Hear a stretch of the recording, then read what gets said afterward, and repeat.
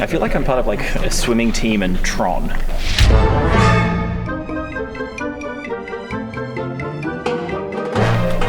guys, and action!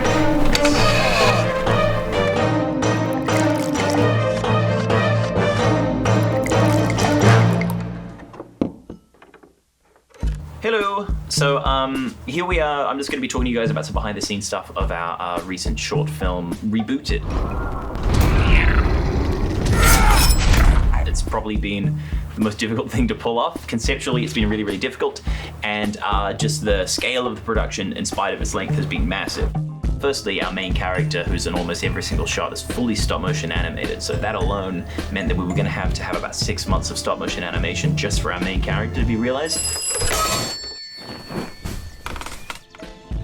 Rebooted tells the story of Phil. Phil is an aging stop-motion monster from the 1960s, where he was created to star in a film somewhat like Jason and the Argonauts, this sort of Ray Harryhausen things of yore. And now in the modern landscape, he can't get hired for work because he'll go to audition for a horror film, but he'll lose it out because he's such an out-of-date visual effect. We've certainly worked with like visual effects before. We're no strangers to that kind of realm, but for a character so instrumental to the piece, it's been pretty fresh. The way we actually shot it was that I performed as the lead character Phil on the day, and we would shoot a pass with me doing the performance, and then we'd shoot a pass that's empty, an empty plate pass, as well as getting lots of other strange kind of visual effects elements that would help in the compositing and the relighting of the scene for Phil. We've got a ton of locations, tons of other different types of characters, because, you know, the kind of the promise of this premise was to be able to see the history of special effects creatures coexisting in the same frame, and our wonderful producers have had to find a way to make a stop-motion animated skeleton, an animatronic velociraptor, a classic rubber monster suit in the vein of Creature from the Black Lagoon, a 2D animation, a CG animation, and, you know, then getting them all to hang out at a bar before they break into a studio. So there's lots to do. Here is some simple scoring, starting with a harp. And now some oboe.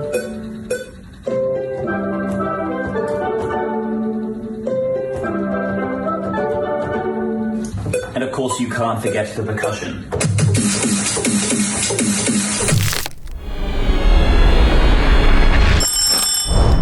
Print that. That's a great edit. Hi, I'm here at Late Night Films in Collingwood, where we've been working on the stop motion studio as well as the edit. Why don't we go take a look and see Sam the animator? I hope he's in. Knock knock. Hello, Sam. Whoa. What is this? Yeah. So here's the studio. It's very cramped. It's taken half the office away from all the people that work here. So Sam is our animator for the show, but we have had Gerald, who has been our stop motion cinematographer. So we have the cinematographer who on the set, who was Maxwell Walter. You know, we'd shoot and we'd do all of our setups. And whilst that was happening, Kevin, who's holding the camera right now, was acting as sort of visual effects supervisor, taking down all the notes, measuring the distance between the lights and the subjects and the lights and the camera and the exact angle that the camera was shooting on, and has just this like massive series of statistics about every single lighting and shot setup that we've got. We hand that over to Gerald, and Gerald comes and basically builds a mini version of that set. Whilst we had lights here, here, and here for our main shoot, we now have lights here, here, and here for our teeny tiny little shoot to make sure that the lighting hitting Phil matches the lighting that hit our scene and our reference actor. Is that a good spot? Hey? Is that a good spot? Good as any. Okay.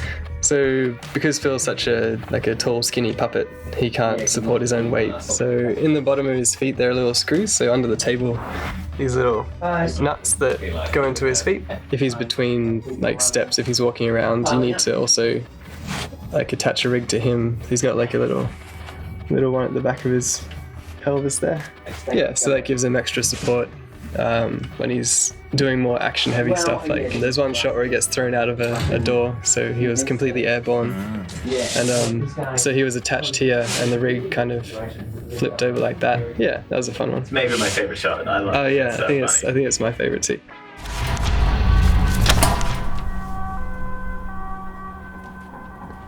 You'd maybe think that writing a silent film would be harder, but for me, I found it very freeing. I got too attracted to jokes otherwise. The early versions were so hacky. And I think that by making the character silent, you empathize with Phil a lot more.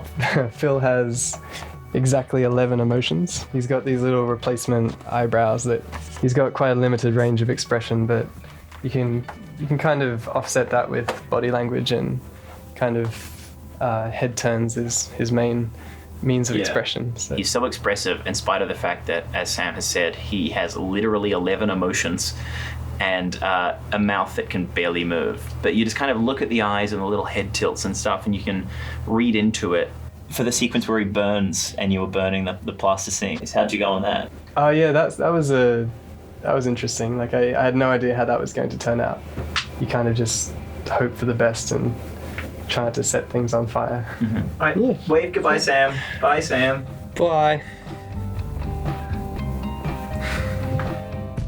Hey, what's up? So here is a shot where Phil was melting. To make this shot, Sam animated 4 passes. We had Phil normal skeleton and Phil as an empty armature, repeating the exact same movement. So each of these shots was shot at 2 exposures, which we used to create the fire lighting. We could lay those 2 layers on top of each other. And the way that light works is because it's additive, is essentially I've just put the lighting layer on top of the other layer on the screening mode of lighten, and then I've just animated the opacity. So you can see the more we bring it up, the more light there is. Essentially, it has added a wiggle expression. Now, if you play through, you'll see the light is kind of shimmering on him as though he's in flame. Then what I had to do for this shot is transition from the intact Phil to the armature Phil. So I had to animate a little melting animation, which is a very simple effect, kind of pretty hodgepodge. So firstly, I just used a mesh warp. So I'm animating as he's going down, just pulling at these things, and oh, look, I'm melting. And also I had a displacement map. And just by using vertical displacement, I can animate this sort of warbly effect, which gives off the sense of him melting in this kind of bloop, bloop, bloop kind of way. And you can see there, that's,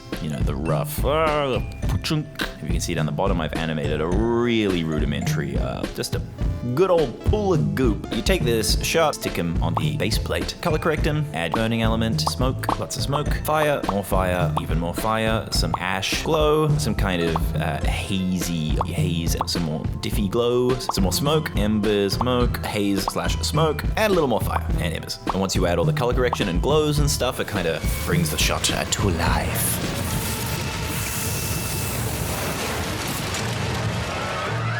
This is what you need to make a cheesy stock standard heist break-in score. Trilling flutes. Timpani. Percussion with lots of bongo. Vibraphone. Cheesy bass. Sneaky flute. Xylophone stabs. And the rest.